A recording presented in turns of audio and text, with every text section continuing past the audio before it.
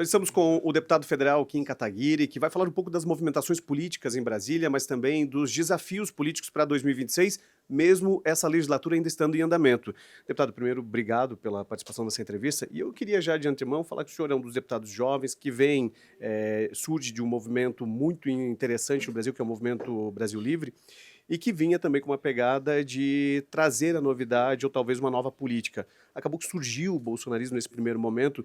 O senhor acredita que, nesse contexto, tanto o movimento do MBL quanto os movimentos da juventude têm perdido algum espaço? O senhor acredita que ainda dá para conquistar e dá para realinhavar tudo isso?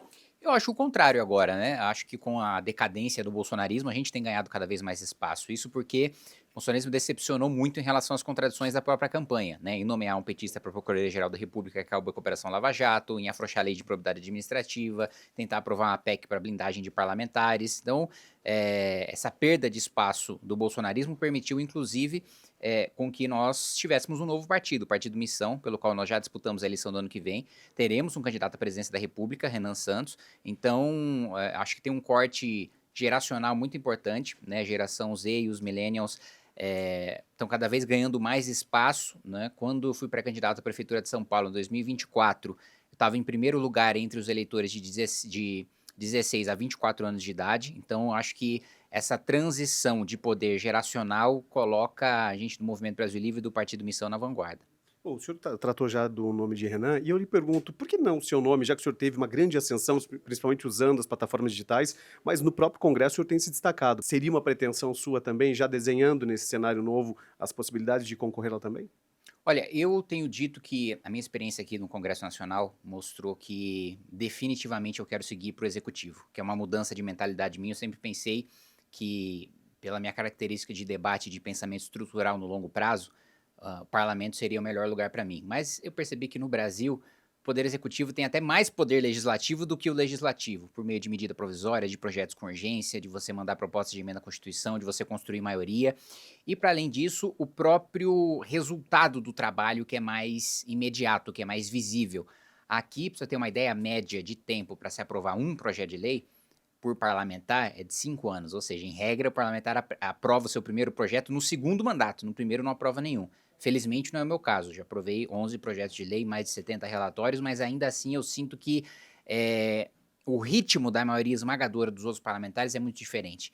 E eu dependo do ritmo deles, muitas vezes, para aprovar boa parte dos meus projetos de lei. Então, disputar eleições para prefeitura, para governo do estado e para a presidência da república, sem dúvida nenhuma está na minha pretensão. Agora, o senhor tocou em dois pontos. Um, a derrocada ou decadência do bolsonarismo e, automaticamente, a reestruturação da direita. O senhor acredita que o senhor faça parte dessa nova reestruturação da direita no Brasil, possibilitando também uma reconstrução e novos nomes que possam, de fato, dar um outro segmento para o Brasil? Não tenho dúvida disso, né? A gente tem liderado não só um movimento de vanguarda em relação à transição geracional de poder, mas também em relação a ideias, e também em relação a propósito, né? De defender uma nova Constituição, constatando que nós somos um fracasso desde 1988 em todos os setores, né? Me assusta, e eu li um artigo na semana passada em relação à ascensão do Vietnã, que hoje a gente tem uma exportação de tecnologia que é pelo menos 5 vezes menor do que o Vietnã, que hoje os alunos 10% mais ricos do Brasil têm o mesmo desempenho dos alunos 10% mais pobres do Vietnã, que é um país que tem a metade da nossa riqueza